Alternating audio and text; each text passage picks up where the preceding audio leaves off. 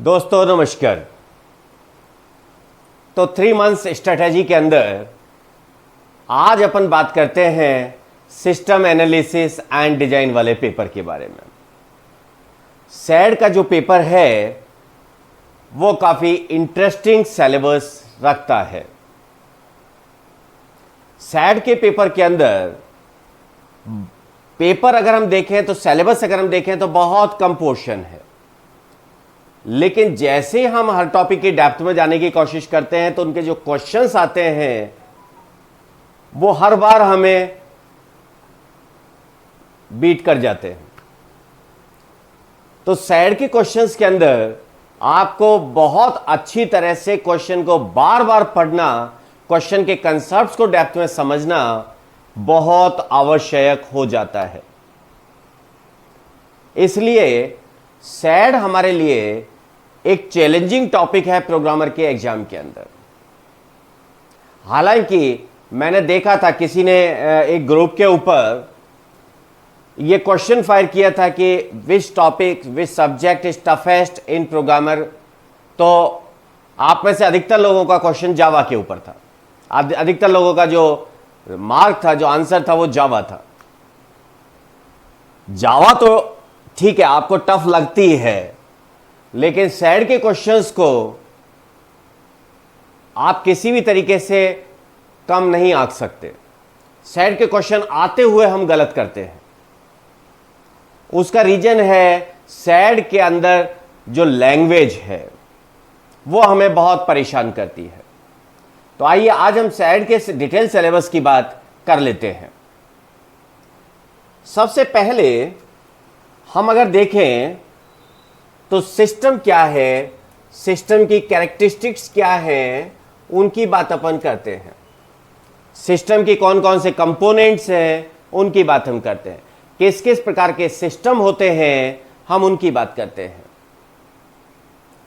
इसके बाद में हम सिस्टम के जो लाइफ साइकिल है, सिस्टम लाइफ साइकिल की बात करते हैं। लाइफ साइकिल के अंदर कौन कौन से कंपोनेंट्स हैं उस तमाम बात को हम लेकर चलते हैं। लाइफ साइकिल के साथ ही हमारे पास फिजिबिलिटी स्टडीज का कंसेप्ट आ जाता है। फिजिबिलिटी स्टडी, प्लानिंग, एनालिसिस के कंसेप्ट हमारे पास आ जाते हैं। हम चीज़ों को एनालाइज करते हैं, रिक्वायरमेंट गैदर करते हैं। रिक्वायरमेंट गैदर करने के लिए हो सकता है आपके पास बहुत सारी टेक्निक्स होती हैं, इंटरव्यूज आपके पास होते हैं, क्वेश्चनरीज आपके पास होती हैं। इस तरीके की तमाम चीज़ें हमारे पास होती हैं जिनकी कि हम बात करते हैं जब हम एनालिसिस करते हैं किसी भी प्रोजेक्ट का। इसके बाद हम डिजाइन फेज के ऊपर आते हैं। डिजाइन फेज के ऊपर जैसे ही हम पहुंचते हैं तो हमारे पास यहां पर चीजें थोड़ी सी कॉम्प्लेक्स होने लग जाती है। डिजाइन फेज के ऊपर जब हम आते हैं तो चीजें हमें थोड़ा सा परेशान करने लग जाती है। यहां पर हम फिजिकल एंड लॉजिकल डिजाइन की बात करते हैं। फिजिकल एंड लॉजिकल डिजाइन की बात अपन करते हैं। सिस्टम डिजाइन की बात हम करते हैं। बहुत सारे मॉडल्स की बात हम करते हैं। बहुत सारे मॉडल्स की बात हम करते हैं। स्ट्रक्चर डिजाइन की बात हम करते हैं। स्ट्रक्चर एनालिसिस एंड डिजाइन की बात अपन करते हैं। एनालिसिस एंड डिजाइन की बात अपन करते हैं। स्ट्रक्चर्ड एनालिसिस के अंदर हमारे पास बहुत सारी चीजें आ जाती हैं। हमारे पास स्ट्रक्चर चार्ट आता है, डीएफडी आता है, स्ट्रक्चर लैंग्वेज हमारे पास आ जाती है, हमारे पास डिसीजन ट्री आ जाती है, डिसीजन टेबल हमारे पास आ जाती है। इस तरीके की तमाम चीजें हैं जो कि यहां पर हमारे सिलेबस के अंदर आती है। डिजाइन के साथ में ही फिर आपके पास डेटाबेस डिजाइन का कंसेप्ट आता है। डेटाबेस डिजाइन, हालांकि डेटाबेस डिजाइन हमारे डीबीएमएस के अंदर भी पार्ट है। तो अगर डीबीएमएस के अंदर हम डेप्थ में पढ़ रहे हैं तो आप यहां पर इसको स्किप कर सकते हैं। डेटाबेस कैसे बनाना है, टेबल कौन कौन सी बनेगी, ये तमाम चीजें हम डेटाबेस डिजाइन के अंदर पढ़ते हैं। डेटाबेस डिजाइन के बाद में हम आते हैं IO design, input output design. Input output design की बात अपन करते हैं। इनपुट आउटपुट डिजाइन के बाद में हम टेस्टिंग के फेज के ऊपर आते हैं।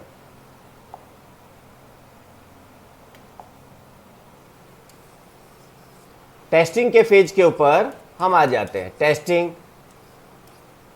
आप कहें एंड क्यूए, क्वालिटी अश्योरेंस। यहां पर आप पढ़ते हैं टेस्टिंग होती क्या है, टेस्टिंग होती क्या है, टेस्टिंग के कंपोनेंट्स क्या है, व्हाट टू टेस्ट, क्या क्या आपको टेस्ट करना है। ये कुछ ऐसी चीजें हैं जो कि जनरली हम पढ़ते नहीं है टेस्टिंग के अंदर, लेकिन क्वेश्चन आपके इससे बनते हैं। हम जब टेस्टिंग पढ़ते हैं तो क्या पढ़ते हैं, ब्लैक बॉक्स टेस्टिंग क्या होती है, व्हाइट बॉक्स टेस्टिंग क्या होती है, स्मोक टेस्टिंग क्या होती है, अब वगैरह दुनिया भर की टेस्टिंग हमारे पास है जो कि हम पढ़ते हैं। लेकिन टेस्टिंग क्यों करते हैं, क्या क्या चीजें टेस्ट करनी होती है, टेस्टिंग से हमें क्या क्या फायदे हैं, टेस्टिंग कब होती है, कौन सी टेस्टिंग कब होती है, कौन सी टेस्टिंग के क्या ऑब्जेक्टिव्स हैं, किस टेस्टिंग का इनपुट क्या होता है, किसका आउटपुट क्या होता है, ऐसी तमाम चीजें हैं, तमाम टाइप के क्वेश्चंस हैं जो कि टेस्टिंग के अंदर हमें पढ़ने होते हैं। और questions objective question point of view से ये बहुत ही इंपॉर्टेंट कंसेप्ट होता है। फिर टेस्टिंग के बहुत टाइप होते हैं। जब हम टेस्टिंग की बात करते हैं तो हम टेस्टिंग को कहते हैं भाई, एक तो मैनुअल टेस्टिंग होती है, हम कहते हैं आपकी ऑटोमेटेड टेस्टिंग होती है, आपके पास स्पेशलाइज्ड टेस्टिंग होती है। अब ये जो आपकी टेस्टिंग है, मैनुअल, ऑटोमेटेड, स्पेशलाइज्ड, इनके अलग अलग टाइप्स हो सकते हैं। इनकी अगर हम इनको कंबाइनली बात करें तो करीब 25 टाइप की टेस्टिंग आपके पास है। आप शुरू से चालू अगर कर दीजिए, यूनिट टेस्टिंग होगा, इंटीग्रेशन टेस्टिंग होगा, एक्सेप्टेंस टेस्टिंग है, सिस्टम टेस्टिंग होगा, फिर एक्सेप्टेंस टेस्टिंग होगा, फिर आपके पास अगर हम दूसरी टाइप पे आते हैं, स्मोक टेस्टिंग होगा, रिग्रेशन टेस्टिंग होगा, ब्लैक बॉक्स होगा, वाइट बॉक्स होगा, ऐसी दुनिया भर की टेस्टिंग टाइप है। एपीआई टेस्टिंग होगा, यूआई टेस्टिंग होगा, बहुत सारी टाइप की, performance testing, stress testing, load testing, आप दुनिया भर की टेस्टिंग की बात कर सकते हैं। और इन तमाम टेस्टिंग टाइप को आपको पढ़ना पड़ेगा। आपको अपनी एकेडमिक से थोड़ा बाहर आना पड़ेगा, अपनी अंडरस्टैंडिंग को बढ़ाना पड़ेगा। आपको अंडरस्टैंडिंग जो आपकी है वो सॉफ्टवेयर डेवलपर के लेवल पर लानी पड़ेगी, तब जाकर आप उन चीजों को समझ पाएंगे। टेस्टिंग के बाद क्वालिटी एश्योरेंस की आप बात करेंगे, क्वालिटी ऑडिटर की आप बात करेंगे। क्वालिटी ऑडिटर क्या क्या करेगा, क्या क्या चीज़ों को चेक करेगा, कैसे क्वालिटी को इंश्योर करेगा, इन तमाम बातों को आपको करना पड़ेगा। इसके बाद अगर अपन थोड़ा और आगे बढ़े, हम फिर मेंटेनेंस की बात करेंगे,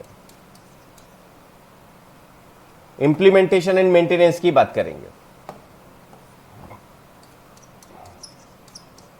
इंप्लीमेंटेशन एंड मेंटेनेंस की बात करेंगे। इंप्लीमेंटेशन एंड मेंटेनेंस की बात करेंगे। इंप्लीमेंटेशन से हमारा मतलब है कि जब हम सॉफ्टवेयर को इंस्टॉल करने जा रहे हैं, डिप्लॉय करने जा रहे हैं, तब बहुत सारे इश्यूज आ सकते हैं। तब हो सकता है आप जहां सॉफ्टवेयर को इंस्टॉल करने जा रहे हैं वहां के एम्प्लॉय चाहते ही नहीं है कि उस सिस्टम को इंप्लीमेंट करें। आपको अलग अलग तरीके की प्रॉब्लम्स आएंगी, आपको लोगों के साथ डील करना पड़ेगा, लोगों को आपको साथ में रखना पड़ेगा, डिस्कस करना पड़ेगा उनकी प्रॉब्लम्स को, उनके जो शक होंगे, जो उनके दिमाग के अंदर अगर ऐसा कुछ होगा कि इस पर्टिकुलर सिस्टम को इम्प्लीमेंट करने से हमारी जॉब जा सकती है, हमारी वैल्यू नहीं रहेगी, इस तरीके की तमाम भ्रांतियां हो सकती है कि आपके यूजर्स के अंदर हो, और उनको आपको मैनेज करना पड़ेगा। देन आपके पास मेंटेनेंस का पार्ट आता है। मेंटेनेंस में आप जो आपके टाइप आप डिफाइन करते हैं, करेक्टिव मेंटेनेंस होगा, परफेक्टिव मेंटेनेंस होगा, वगैरह वगैरह, वो तमाम हमें मेंटेनेंस में पढ़ना होगा। ये सिंपल सैड वाला पोर्शन है जिसकी कि हम बात करते हैं। सैड के अलावा अब अपन आते हैं एससी के पोर्शन पर, सॉफ्टवेयर इंजीनियरिंग के पोर्शन पर। आपको ये दिमाग में होगा कि सॉफ्टवेयर इंजीनियरिंग तो हमारे सिलेबस में है ही नहीं। नहीं साहब, सॉफ्टवेयर इंजीनियरिंग भी आपके सिलेबस के अंदर है। सॉफ्टवेयर इंजीनियरिंग के भी कुछ एस्पेक्ट्स, काफी एस्पेक्ट्स आपके सिलेबस के अंदर है। सॉफ्टवेयर इंजीनियरिंग में क्या होगा, पहला सॉफ्टवेयर क्या है, सबसे पहले आप क्या डिस्कस करेंगे, सॉफ्टवेयर क्या है, किसे आप सॉफ्टवेयर कहेंगे। सॉफ्टवेयर की बहुत सारी कैरेक्टरिस्टिक्स होंगी। कौन कौन सी सॉफ्टवेयर की कैरेक्टरिस्टिक्स है, सॉफ्टवेयर से रिलेटेड बहुत सारी चीजें होंगी जो कि आपको डिस्कस करनी पड़ेंगी। इसके बाद आपको पढ़ना पड़ेगा कि सॉफ्टवेयर इंजीनियरिंग क्या है। सॉफ्टवेयर इंजीनियरिंग क्या है, सॉफ्टवेयर इंजीनियरिंग क्या है, सॉफ्टवेयर इंजीनियरिंग में क्या क्या चीजें पढ़नी होती है, कैसे कैसे हम सॉफ्टवेयर इंजीनियरिंग को समझ सकते हैं। सॉफ्टवेयर इंजीनियरिंग के मॉडल्स कौन कौन से हैं, सॉफ्टवेयर इंजीनियरिंग के कौन कौन से मेथड्स हैं।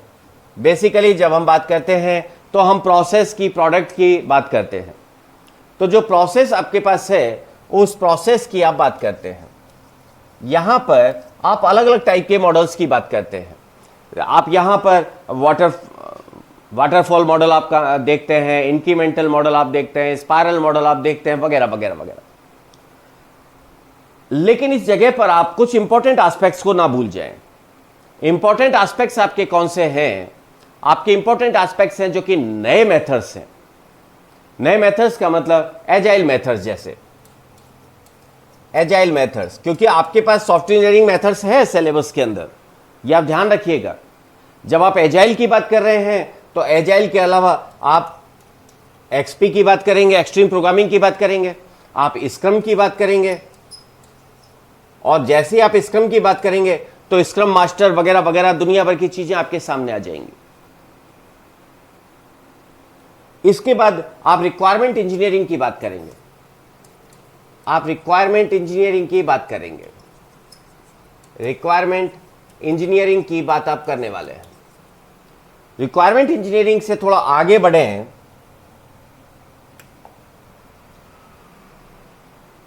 भले ही ओवरव्यू, लेकिन आप अम्ब्रेला एक्टिविटीज की बात करेंगे।